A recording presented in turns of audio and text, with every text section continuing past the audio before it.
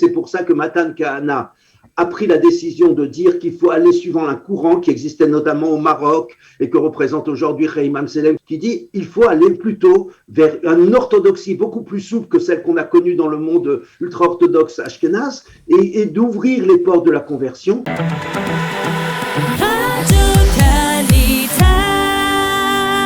Nous avons le plaisir d'être en ligne ce matin avec le docteur Dov Maimon. Dov, bonjour Boker Tov. Bonjour Daniel, bonjour chers auditeurs, Boker Tov. Alors vous êtes directeur de recherche émérite, on va dire, au GPPI, le Centre pour une politique juive qui est affilié à l'agence juive et qui est connu et reconnu. Et avec vous, je voudrais que nous parlions d'un sujet qui est effectivement d'actualité, qui a été remis sur le devant de la scène ces derniers jours par, on va dire, la polémique entre Matan Kahana et d'autres courants dans la réalité israélienne. Matan Kahana qui est le ministre des cultes. On va parler de conversion, de la réforme justement de Matan Kahana dans le domaine de la conversion. Et on va aussi revenir sur un article qui est paru la semaine dernière dans le Makor Rishon avec un titre assez, on va dire, marquant, un titre qui nous annonce qu'il y a en Israël aussi de l'assimilation.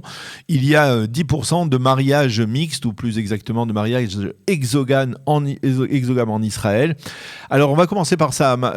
Dov, c'est quelque chose qui vous surprend parce que le Makor Rishon en a consacré plusieurs pages de l'un de ses suppléments en affirmant qu'il y avait un côté alarmiste à cette information. Est-ce que finalement, c'est aussi préoccupant que cela, qu'il n'y a pas seulement en diaspora qu'il y a de l'assimilation, mais qu'il y en a aussi d'une certaine manière en Israël? Et qu'est-ce que c'est l'assimilation lorsque l'on parle d'Israël aujourd'hui? Bien entendu, chaque fois qu'on a un mariage exogame, c'est quelque chose qui fait mal. Et à l'étranger, on a l'habitude d'associer le mariage mixte et le mariage exogame avec la diaspora. C'est là-bas qu'on sait que c'est 80% de mariage mixte aux États-Unis, peut-être 50, 60, 70% en Europe.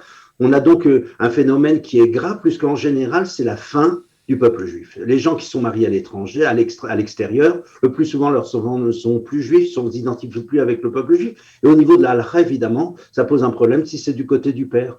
Donc on a un vrai phénomène qui doit nous inquiéter, qui nous inquiète, puisque c'est une question de la survie du peuple juif. Et depuis très longtemps, déjà, on avait fermé les portes au mariage mixte depuis très longtemps.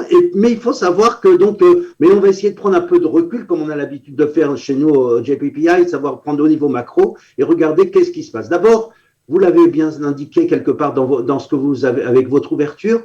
En fait, depuis le début de l'État d'Israël, on a toujours eu des gens qui sont venus avec des gens qui étaient mariés avec des gens qui n'étaient pas juifs. C'est la réalité du monde. Et les gens, les coups de foudre où les gens se tombent amoureux et créent des unions avec des gens qui ne sont pas forcément toujours comme on le souhaiterait. On aimerait bien que ce ne soit pas comme ça, mais c'est comme ça que ça se passe. Alors, l'État d'Israël a géré ça depuis le début du pays. On dit qu'à l'IA des Roumains qui sont arrivés en Israël dans les années 50, il y avait au moins 30 ou 40% de mariages mixtes. Et Israël a fermé les yeux parce qu'à l'époque, évidemment, on cherchait des gens qui voulaient bien venir dans d'autres magasins. Et donc, c'était pas la même situation qu'aujourd'hui. Donc, il s'agit en vérité derrière le fait qu'on évoque ce dossier-là où tout à coup, on aurait 10% de mariages mixtes en Israël. Donc, ce serait quelque chose d'assez grave. On aurait un phénomène qui est d'abord, cet alarmisme vient avec un agenda politique derrière, qu'on va parler dans quelques minutes. Mais qu'est-ce que c'est réel d'abord? On a vraiment en Israël donc 400 000 personnes qui sont pas juives, qui sont déclarées juives officiellement, ils appartiennent à l'ethnie juive, ils sont d'origine juive le plus souvent, ces gens-là, et ils ont au niveau de la halakha, sont pas forcément totalement juifs. Sont pas juifs, tout simplement. Donc, alors ces gens-là, qu'est-ce qui se passe? Et on s'aperçoit, après nos sondages au JPPI, que 80% des Israéliens, si quelqu'un a fait l'armée en Israël, est un bon citoyen et il est d'origine juive, et ben les gens sont prêts à se marier avec lui. Donc c'est un fait de société où les Israéliens se sentent sociologiquement, on appelle ça la conversion sociologique.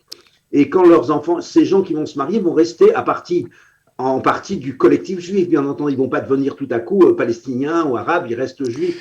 Ils vont rester partie du collectif israélien plutôt que juif, on va dire. Est-ce que je me trompe ou on parle pour l'instant, parce que, comme vous l'avez dit, ils ne sont pas juifs selon la halakha, mais ils sont israéliens à part entière.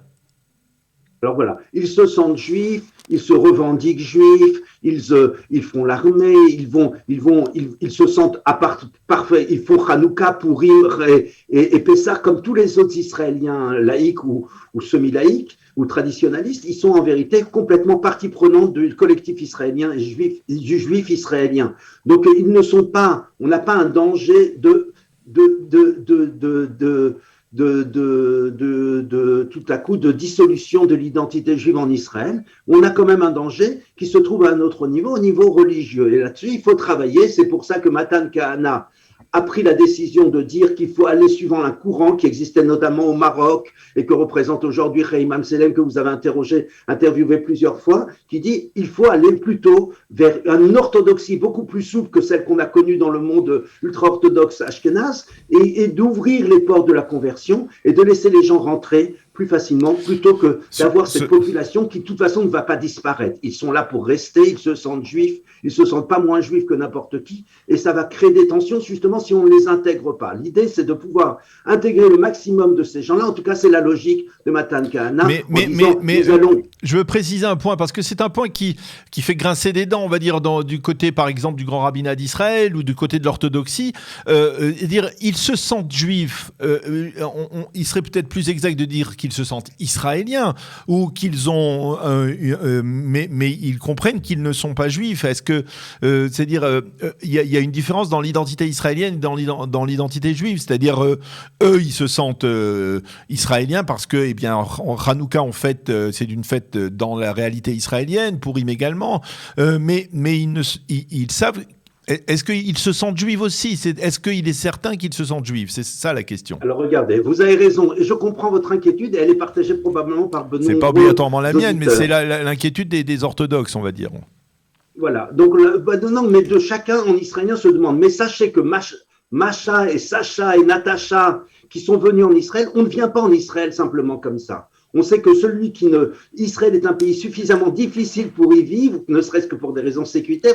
C'est moins difficile à vivre en Israël qu'en Ukraine ou que dans d'autres pays de l'ex-Union soviétique. Oui, mais même en Ukraine, même quelqu'un qui vient d'Ukraine ou de Moscou aujourd'hui, quand il vient en Israël avec la cherté de la vie, on l'a vu hier avec le sondage qui est sorti sur Tel Aviv, la ville la plus chère du monde, le niveau de vie, la cherté de la vie en Israël étant telle que c'est pas forcément une panacée, et il vit pas forcément mieux. Quelqu'un qui vient, à moins qu'il soit vraiment dans la high-tech, quelqu'un qui fait son alia, même s'il vient d'Ukraine, il va gagner ses 6 000 shekels, mais qu'est-ce qu'il va faire avec ces 6 000 shekels, avec le SMIC israélien? Il va même pas pouvoir louer un appartement. Donc les gens qui viennent ici et qui y restent, ce sont des gens qui ont un attachement à leur identité juive, même si elle n'est pas passée ils ont le mauvais grand-père ou le mauvais parent, ben c'est pas la mère, mais c'est le père, mais ils se sentent très très juifs, et ça c'est important de le comprendre. On n'est pas ni avec des Druzes, ni avec des Bédouins, ni avec des Palestiniens, on a affaire à des gens qui se sentent juifs dans tous leurs membres de leur corps. Donc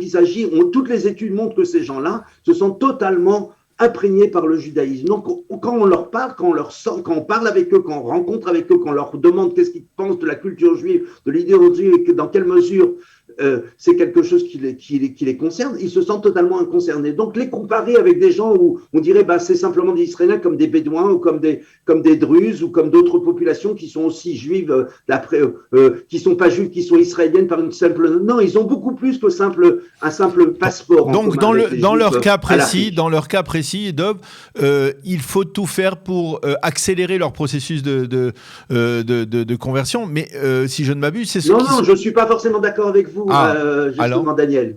Alors voilà, c'est pour ça qu'on doit rentrer maintenant.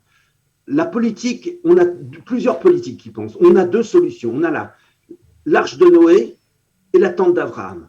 La tente d'Abraham, c'est dire on va ouvrir les portes, et comme ça, il y aura plus de gens chez nous, etc. Mais il y a une dilution de l'identité. L'arche de Noé, on va rester qu'un groupe de gens très, très sérieux, extrêmement motivés, et personne ne doit rentrer parce que ceux qui rentrent dedans, s'ils ne sont pas totalement cachers sur toutes les troncs, on ne les fera pas rentrer. Et entre les deux, il y a un autre courant qui était une tradition, justement, séfarade, qui était de dire il faut un moyen de socialisation et d'acculturation, mais il faut que les gens étudient la civilisation juive, il faut que les gens fassent un processus de connaissance, un peu ce qu'on entend en France sur l'identité française. Vous voyez, ce qui existe aux États-Unis, on demande aux gens d'avoir une véritable connaissance, une véritable identification avec le peuple et l'histoire du peuple juif. Donc, c'est quelque chose d'autre que de simplement de dire est-ce qu'on va faire une politique, est-ce qu'on doit simplement ouvrir les portes de la conversion à tout le monde? Non, parce qu'on va avoir une dilution. Donc, il ne faut pas faire il s'agit pas de faire. Un jour, David Saada, qui est le président du Fonds social, m'avait dit en France, il m'avait dit écoutez, il ne faut surtout pas des rabbins ni stricts ni laxistes, mais il faut des rabbins intelligents. Oui. Et là, il s'agit de mettre des gens intelligents à ces postes qui dirigent qui doit rentrer, qui ne doit pas rentrer. Alors, dans la réforme de Matan Kahana, on donne, on va dire, on donne un certain pouvoir aux rabbins des villes. L'objectif de donner un pouvoir aux rabbins des villes, est-ce que c'est d'accélérer ou alors est-ce que c'est de permettre de faire en sorte qu'il y ait plus de conversions plus rapidement? Quel est l'objectif de Matan Kahana? Très bien. Alors Daniel, mon travail, moi, c'est de penser la stratégie du peuple juif. Donc la stratégie du peuple juif, est-ce que c'est bon pour les juifs? Donc, est-ce que c'est bon pour le monopole qui était en place? Donc, évidemment, on a l'alternance après 9 ans. Tout à coup, les partis ultra-orthodoxes sont pas en poste et on leur prend leur monopole. On a Matan Kahana a licencié 89 employés dans les conseils religieux locaux qui appartiennent déjà, c'est des nominations politiques, des gens qui n'avaient pas forcément les compétences. Il va les remplacer par des gens compétents, qui vont bien gérer les budgets, bien gérer les centres politiques. Évidemment, ça déplaît au monopole et aux anciennes hégémonies. Donc, on a bien compris, ça c'est normal. Chacun qui a un monopole n'aime pas qu'on lui rentre sur ses plates-bandes et on comprend. Et demain, peut-être qu'il y aura des changements, on aura d'autres choses. Maintenant, il faut savoir est-ce que c'est bon pour nous ou pas. Alors, qu'est-ce qui va se passer? On va regarder ensemble qu'est-ce qui se passe quand tout à coup, on a une distribution, ce qu'on appelle plusieurs possibilités. Sachez que dans l'histoire du peuple juif, on a toujours dit que c'est local la conversion. C'est le rabbin qui connaît les gens personnellement. Et la conversion, évidemment, n'est pas la même à Venise et à Copenhague et à Glasgow, parce que dans une communauté, on sait qui sont les gens, on les connaît personnellement, et ensuite, on sait, des fois, on a besoin de remplir le minyan, vous comprenez? Donc, il faut aller peut-être un peu plus vite ou un peu moins vite. À Bnei Brak, on va être hyper strict parce qu'on n'a vraiment pas besoin de ces nouveaux entrants. Dans d'autres endroits, on peut considérer que ces gens-là, on va régler leurs problèmes, notamment si on prend des familles françaises qui viennent avec un mari non juif, ces gens-là veulent rentrer dans le peuple juif et leur mettre des barrières dans les jambes. On comprend qu'on les mette en France, et je le dis souvent à Joël Mergui, en France, soyez très stricts. En Israël, on est dans une nouvelle donne où il faut ici, au contraire, faciliter les familles pour que les gens puissent se sentir sans crise identitaire. Donc, on n'est pas dans le même... Alors, le local, quel est le danger du local? Il y a quand même un danger, Daniel, c'est là le problème. C'est qu'il y a un risque de corruption. Comprenez? Quand ça passe par quelqu'un qui est complètement un mécanisme bureaucratique où personne ne connaît personne, ça passe, il y a de la corruption, mais il faut aller très très haut. Tandis que là, ça peut aller assez vite. Le maire de la ville a une pression sur le rabbin local, vous comprenez bien? Il est quand même, le rabbin local a besoin des services du maire. Le maire qui, tout à coup, va lui dire, écoutez, j'ai un ami à moi qui est comme ça et qui est comme ça, un industriel ou un oligarque ou quelque chose. Bon, écoutez, on a tout à coup des pressions qui vont se faire plus forte au niveau local qu'au niveau national. Ça paraît assez clair, ça paraît inévitable. D'un autre côté, comme on a dit, le niveau local permet d'avoir une grande proximité, une possibilité, et ça va augmenter les chiffres. Bien entendu, ça va augmenter les chiffres. C'est l'une des raisons pour lesquelles on le fait, c'est d'augmenter en grande partie les chiffres de gens qui vont rentrer et beaucoup de gens qui sont... Mais qu'il faut savoir que les Russes n'aiment pas mentir. C'est-à-dire, ce qu'on demande en général aux gens, on leur demande est-ce que vous croyez en Dieu? Est-ce que vous allez faire le Shabbat? Est-ce que vous allez faire kasher? Est-ce que vous allez utiliser le mikvé? Et ces gens-là, les Russes n'aiment pas mentir. Ils trouvent même d'une certaine mesure irrespectueux de rentrer dans un cheminement spirituel en trafiquant nos déclarations. Donc, ils n'aiment pas du tout ce double langage. Or, les rabbins savent, tous les rabbins qui s'occupent de conversion, et vous avez interrogé plusieurs fois Michael Ben Admon qui fait ça au quotidien, ils vous diront, oui, on sait bien que les gens sont en train de nous baratiner, quoi. Mais là, les Russes n'aiment pas nous baratiner. Donc, il va falloir trouver un nouveau modèle en disant, être juif en Israël, c'est d'être comme les gens que je fréquente, avec la fille avec qui je veux me marier, ou avec le garçon avec qui je veux me marier. Ça veut dire, on va faire kasher à la maison, on va faire le Shabbat d'une certaine mesure, on va faire Hanouka, Purim, Pessah, et puis pas forcément, en vérité, on va pas être hyper strict, on va être des traditionnalistes. Et est-ce que c'est vraiment un drame si ces gens-là vont se sentir totalement juifs? Non pas, on va éviter le risque notamment de créer une troisième population d'Israël. Ça serait le plus grave. Un peu comme des immigrés qui seraient là et qui ne seraient pas partie prenante du collectif.